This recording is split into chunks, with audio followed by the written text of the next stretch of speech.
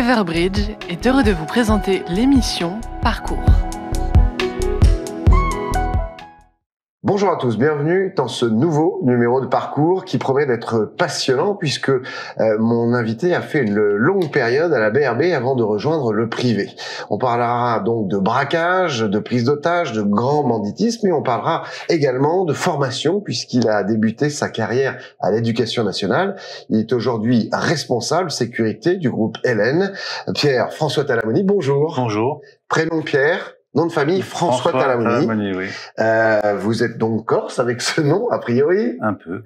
Non. Aucun lien de famille avec Jean-Guy Talamoni? Si, nous sommes de la même famille. De la même famille, un homme politique célèbre. De la même famille. Très bien. Vous êtes donc né sur l'île de Beauté? Pas du tout. Pas du tout? Non. Je suis né en Allemagne. Mon père était militaire et ma maman travaillait également. D'accord, donc il y avait déjà un militaire dans la famille? Oui, mais au bout de 15 jours, un mois, mes grands-parents m'ont récupéré en Corse. Voilà. Très bien, donc, dorloté au soleil. Donc vous y êtes resté ensuite jusqu'à quand en Corse? Alors jusqu'à l'âge de 7 ans. Oui. Donc je suis venu sur le continent, entre guillemets. D'accord. Je suis allé à l'école dans la région parisienne. Ah oui, pas Marseille, vous êtes carrément remonté à Paris. Et ensuite, à l'âge de 15 ans, j'ai passé le concours de l'école normale et je suis revenu en Corse. 15 ans, c'est très jeune. À l'âge de 15 ans. L'école normale, c'est pour devenir professeur. Oui, mais c'est à la suite du BEPC. Oui, bien sûr. Le brevet, on passe un concours. Et ensuite, au bout de 4 ans, on est enseignant. C'est génial. Puis on fait pas l'idiot. C'est ce que vous rêviez de faire quand vous étiez enfant en Corse? Non, je voulais vraiment rentrer en Corse. Et qu'est-ce que vous vouliez faire petit quand vous étiez en Corse? Petit, j'aurais aimé être pompier. Ouais, pompier. C'est un beau métier. Ouais, c'est un beau métier. Ouais. Papa militaire, vous auriez été pompier. Ouais. Donc, vous faites ces études pour justement devenir professeur, enseignant à Ajaccio. Oui. Vous démarrez en 1964. Vous occupez plutôt de petites classes d'enfants. Petites classes, oui. D'accord. Et ensuite, vous faites d'autres classes ou vous restez toujours Non, c'est au fil de l'eau. Vous savez, les enseignants nous accueillent dans leur classe et nous apprennent le métier. Ouais. Pendant 4 ans. Ouais. Donc après le bac, deuxième bac, parce qu'il y a deux parties, on fait un stage de formation et ensuite on est lancé dans le grand bain dans une classe. Vous avez adoré cette période? Oui. J'étais interne, mais j'ai bien aimé. Qu'est-ce que justement ça vous a appris, ce métier qui vous a peut-être servi pour la suite dans votre carrière? On va en parler, la police, puis maintenant le privé, la sécurité, dans le privé. Bien. Tout d'abord, l'amour des autres, de transmettre, de la transmission. Ouais, la transmission, le savoir à passer. Ouais. Qu'est-ce qui vous décide alors de quitter l'éducation nationale pour rejoindre la police nationale? Alors, c'est un événement familial, j'ai eu un bébé. D'accord. Et puis, il fallait que je trouve quelque chose de différent, en urgence. Pourquoi différent? Parce que finalement, c'est à peu près les mêmes salaires dans l'éducation que la police, non? Non, c'était le fait que on me mutait dans une région qui me convenait pas. Ah, d'accord. Donc j'ai passé un concours, je suis rentré en qualité d'inspecteur de police en 1974. C'est ça. Donc j'ai quitté le Midi. J'imagine que pour un enseignant, réviser un concours de police, c'est peut-être un peu plus facile que pour les autres, non? J'avais fait 2 années de droit, donc j'avais des petits ou un peu. Alors, vous débutez, vous êtes inspecteur au 6e cabinet de délégation judiciaire, c'est ça? Oui. C'est quoi exactement le 6e cabinet de délégation judiciaire? Alors, c'est un cabinet qui s'occupait, on va dire, des disparitions, du travail clandestin, entre autres. Ouais. Qui était situé où? Qui était alors rue de Lutèce, en face du palais de justice. Ouais. Oui, tout à fait. D'accord. Donc j'ai commencé à apprendre à faire des enquêtes. Ouais. Travailler également sur les sectes, déjà à l'époque. Les gens en 74. Oui. Donc des disparitions de personnes âgées ou d'enfants qui étaient disons absorbés par certaines sectes. Les enfants de Dieu, par exemple. Ouais. Est-ce que c'est déjà un travail d'équipe dès cette époque-là? Pas forcément d'équipe, c'est assez solitaire. Ah oui. Oui. Par exemple, quand il y a des disparitions de personnes et qu'on découvre un cadavre, on assiste évidemment à l'autopsie. Bien sûr. Même, C'est Qui vous est arrivé, j'imagine, ce qu'on offre aux entrants. Venez. D'accord, c'est le bizutage. Venez à l'Institut médico-légal, Ouais. ou du 4e ou 5e, on est un peu fatigué. Ouais, et habitué. Si on peut s'habituer à ça. Exactement.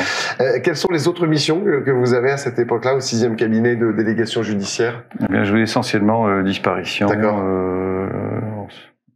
Travail clandestin également. D'accord. Ça dure combien de temps? Un an et demi, oui. C'est ça. Et justement, ensuite, vous entrez à la fameuse BRB, qui n'est pas la Banque de la République du Burundi, mais la non moins fameuse brigade de répression du banditisme, au fameux 36 quai des Orfèvres, à l'époque. Maintenant, il est au 36, mais rue du Bastion. Et là, c'est une longue période, 76-94. On est tous, comment dire, admiratifs quand on voit des documentaires, des reportages ou des films sur la BRB.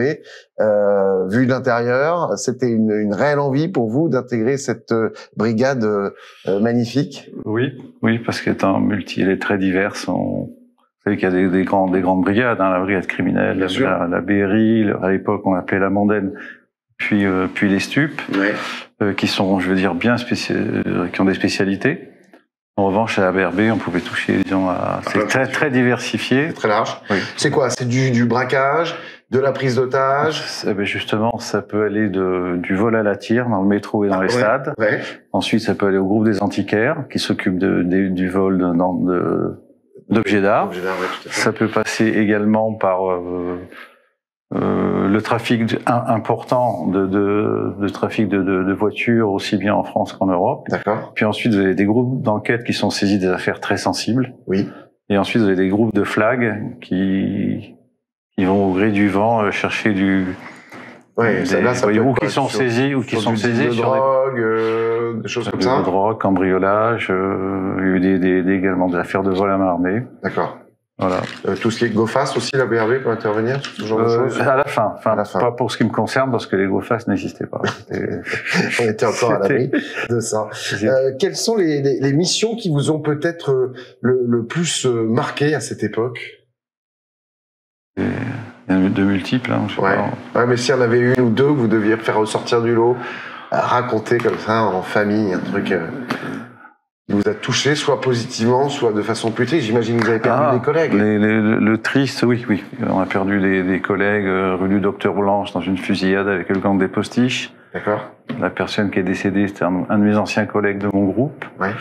Ensuite, on a des gens qui sont morts la nuit, qui ont eu des accidents de voiture parce qu'il y avait une façon de travailler très spécifique et il fallait rouler tout phare éteint, la voiture et les motos.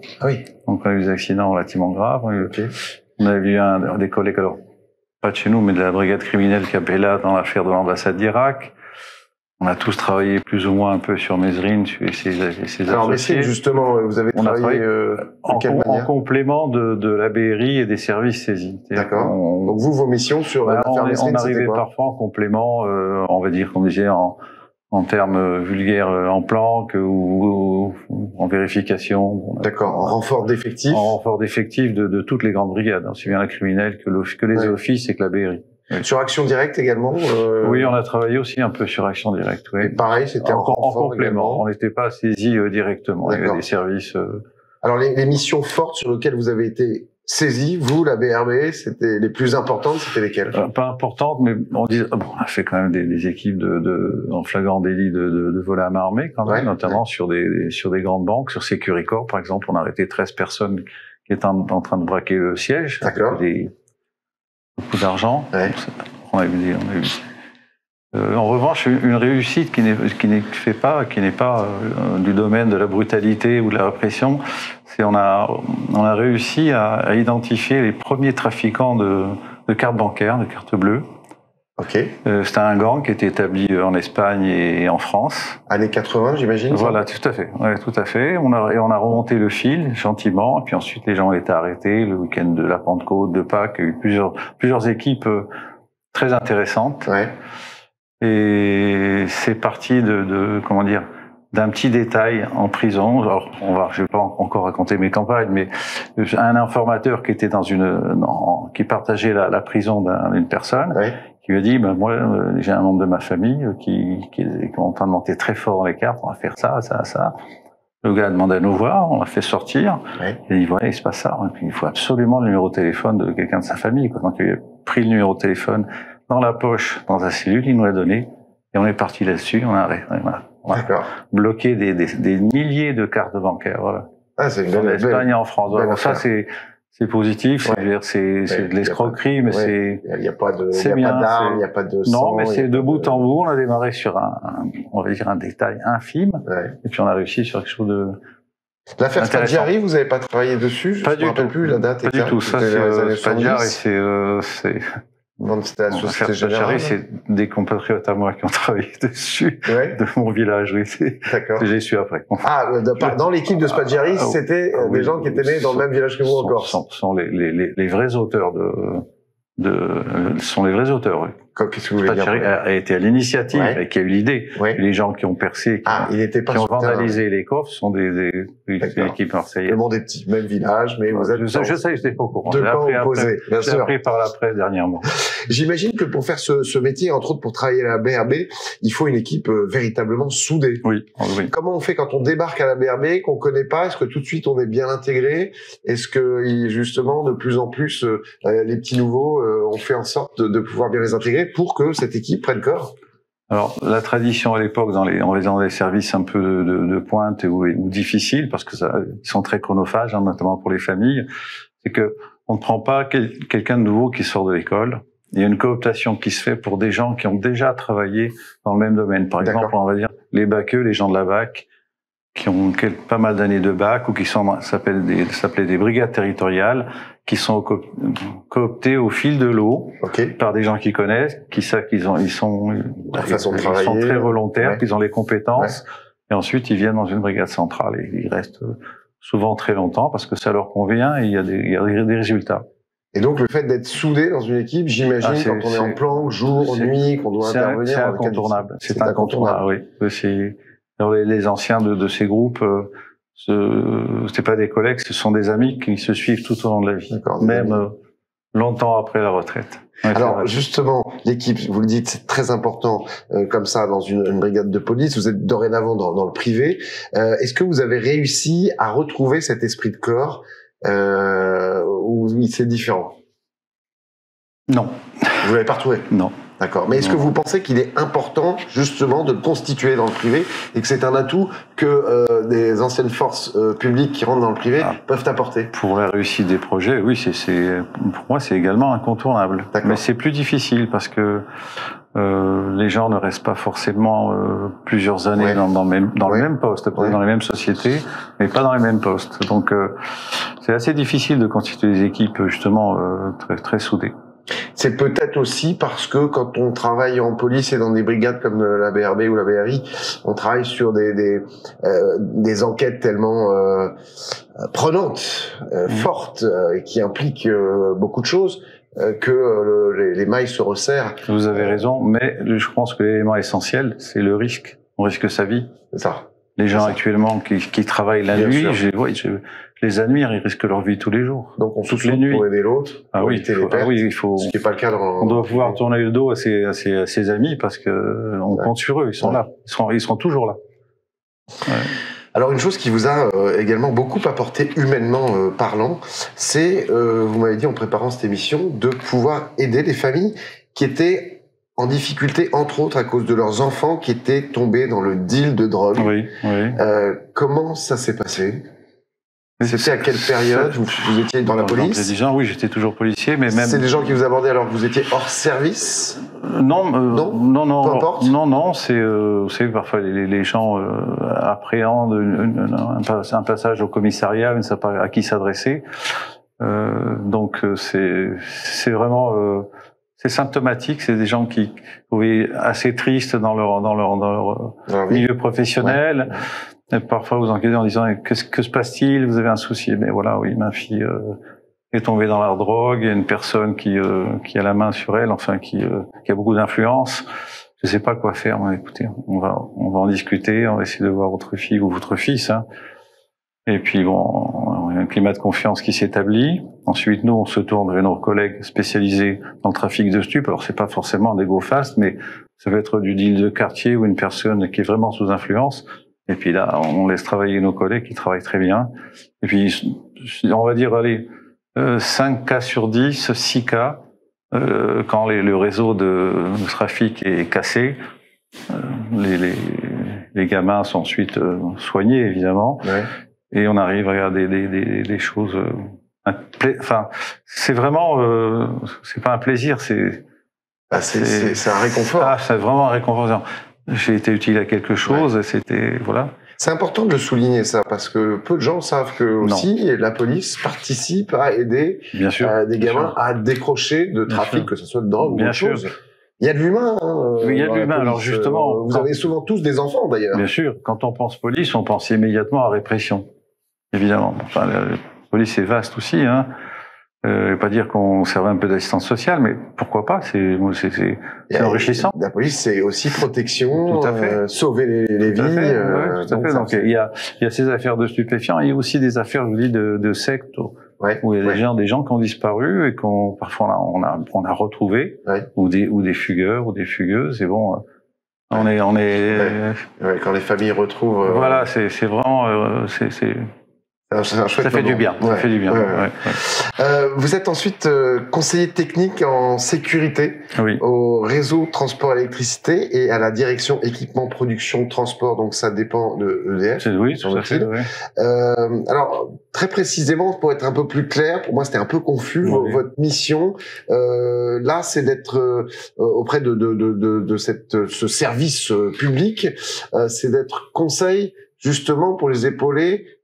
Pour éviter qu'il y ait des cambriolages, des braquages. Alors, ça c'est un des volets, mais ensuite tout le volet, vous savez, des sous-traitants qui entrent dans les points sensibles. Et là, il y a des conventions avec les services de l'État qui à l'époque s'appelaient DST, gendarmerie, dans le monde rural, je veux dire en province, les gendarmes.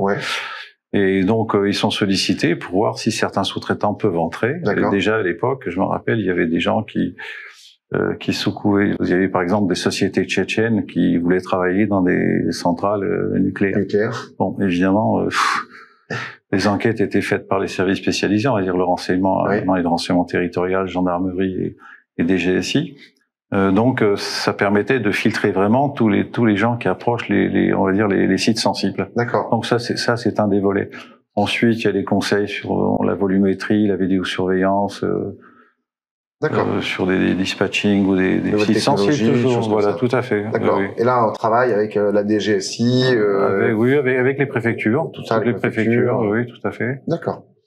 En 2012, finalement, vous passez dans le privé. Qu'est-ce qui vous décide de basculer du public au privé? J'étais à la retraite et puis je n'aime pas regarder que la télé et bricoler. Et vous pêchez pas? Voilà, je pêche pas et la chasse, c'est différent. Et donc c'est un de mes amis qui m'a coopté parce qu'il lui partait définitivement à la retraite et puis il m'a conseillé auprès du président de la société. D'accord. Voilà, qui a fait une enquête sur moi, mais qui m'a fait signer un CDI tout de suite. D'accord, donc effectivement, donc c'est intéressant de savoir comment les gens rentrent dans des entreprises. Ce sont des anciens collègues de la 36. Oui, d'accord.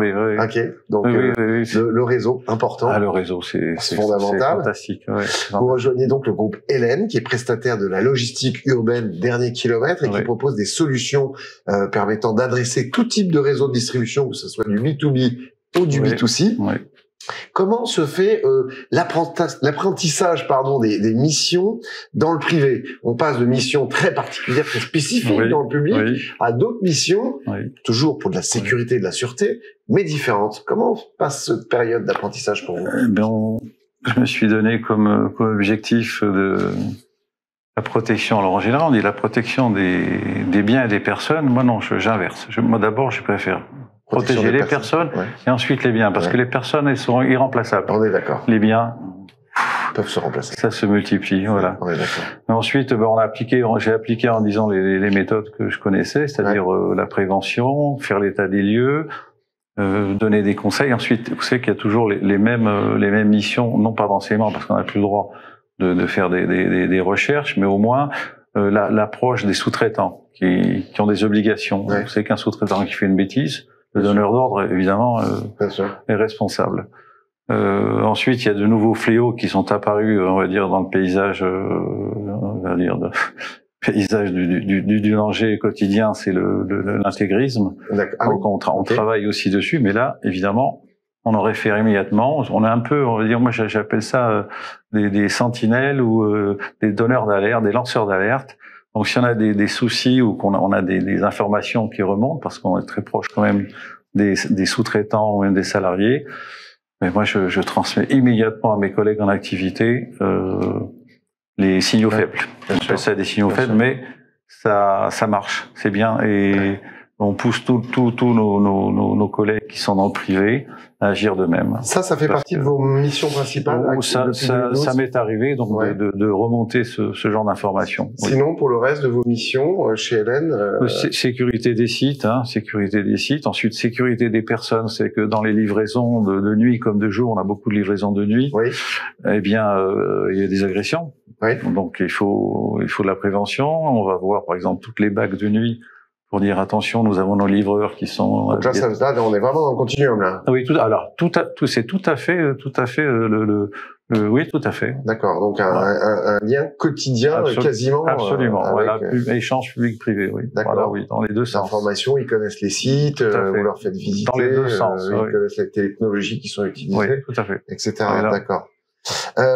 Justement, est-ce que vous pouvez donner vous des conseils à ceux qui sortent ou qui vont bientôt sortir des forces de sécurité régalienne et qui fileraient dans le privé? À la retraite ou en activité? Les deux, capitaine. Mais, moi, franchement, je pense qu'il serait excellent qu'au bout de, par exemple, 10 ans de gendarmerie ou de police, oui, on fasse une immersion dans le privé.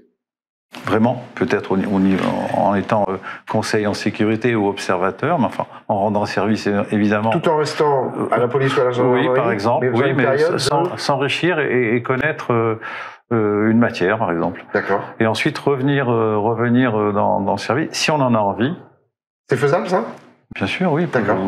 Avoir un détachement de 5 ans renouvelable, oui, ou même à la limite certains démissionnent après parce qu'ils sont bien intégrés. Ils sont très bien intégrés. Ils y trouvent un intérêt, un très grand intérêt. Moi, je pense que les allers-retours entre public et privé, c'est très enrichissant. Ouais. Oui. Parce que ça porte les uns les autres. Oui, parce que dans notre ministère, on va dire régalien, on vit pas en autarcie, c'est faux, mais on est dans une bulle, même si elle est dangereuse, on vit entre nous, on a toujours les mêmes préoccupations. Et quand on va dans le privé, on découvre un autre monde. Et un commissaire de police qui arrive dans le privé, il n'y a plus commissaire, parce que dans le même couloir, il y a des polytechniciens, il y a des énarques. Monsieur, vous pouvez me faire ça? Oui, il faut des ordres. Respecter un moment voilà, donné. Tout à fait. Donc, c'est une adaptation qui se fait pas tout de suite. C'est pour ça que moi je pense que les passerelles entre régaliens et privés, pour moi c'est une bonne idée. Très bonne idée à retenir, effectivement. Bonne idée. Quelles seront pour vous les évolutions du métier de directeur sécurité sûreté dans un futur proche, surtout dans votre univers de la logistique? Alors ce que j'ai ressenti, c'est que on le voit, c'est qu'il y a des gens qui sont directeurs de la sécurité maintenant et qui ne viennent pas du tout des ministères régaliens, qui sont brillants. Oui. Parce qu'avant, on a l'impression qu'on faisait venir des gendarmes, des militaires et des policiers en fonction de leur carnet d'adresse. Oui, aussi. On l'a connu. J'ai connu au début, un policier, il va pouvoir me faire sauter mes contraventions. Oui. Et c'est plus le cas aujourd'hui. Non, c'est fini, mais même, c'était pas d'un grand intérêt. Et ensuite, on leur démontrait quand même qu'on avait... Donc pour l'évolution, vous la voyez comment dans un futur proche de votre métier? Moi, j'ai le sentiment qu'il y aura de moins en moins de personnes qui viennent des ministères qui iront dans le privé. D'accord. C'est-à-dire des ministères, vous parlez de ce qui est régalien. D'accord, même police, gendarmerie. Donc, oui, j'ai le sentiment que... D'accord. Il y en a beaucoup qui ont l'ambition de monter leur propre société. Aussi? Bien sûr. Okay. Ensuite, passer des contrats avec les grands groupes ou même des groupes moins importants, et ensuite en cooptant et en choisissant leur partenaire ou leur salarié. Ça risque de se développer. Alors vous qui étiez, on est presque arrivé au terme de cette émission, vous qui étiez flic et qui êtes aujourd'hui responsable directeur sécurité chez LN, qu'est-ce que vous pensez de, justement, on en parlait tout à l'heure, de ce fameux continuum de sécurité, un concept de sécurité globale qui réunit la sécurité privée, publique, civile, pour faire quelque part une même force et pour couvrir tous les champs qui ont du mal à être couverts aujourd'hui. Et quand vous étiez dans la police, de quel œil vous regardiez, vous et vos équipes, la sécurité privée? Alors ça remonte à il y a quelques temps, mais c'est intéressant de voir l'évolution. Justement, il y a quelques temps, enfin même assez longtemps, ouais. Je ne vais pas dire qu'on avait un œil méprisant, mais bon, sinon ils ont pas vécu assez de choses pour avoir pour faire pas les mêmes formations. Voilà, justement, on pensait surtout au fait de l'armement on va dire du personnel privé. Oui. Alors, on était très dubitatifs. Enfin, le conseil que nous donnions, c'est avant de donner une arme, par exemple, à une équipe privée, oui. Alors qu'ils sont très bons, ils vont au stand de tir, il n'y a pas de souci, donnez-leur un taser pendant 5 ans. Ensuite, vous verrez celui qui tire le plus souvent avec son taser, lui donnez pas une arme. D'accord. C'est ce que nous pensons. Ça, c'est intéressant. Maintenant, évidemment, il y a des gens qui s'occupent de protection privée rapprochée, qui sont dans le privé, bien sûr, qui valent largement des policiers, même de très haut niveau, et qui sortent de brigades brillantes. Oui.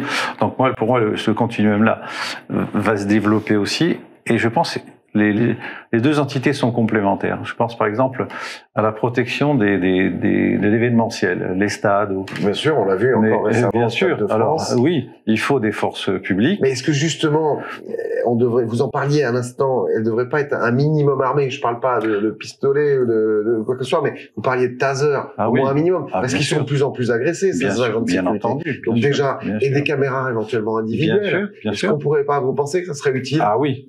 Alors oui. Ils seraient davantage respectés. En armes non létales et avec des caméras et avec des armes qui peuvent maîtriser. Oui, je suis désolé, mais regardez dans les grandes surfaces, les gens sont là, même s'ils sont des Teddy Riner, s'ils ont 10 personnes qui les agressent, ils peuvent pas s'en tirer. Ouais, c'est pas possible. Ouais. En revanche, s'il a un moyen de défense, une caméra, par exemple, moi, je suis d'accord.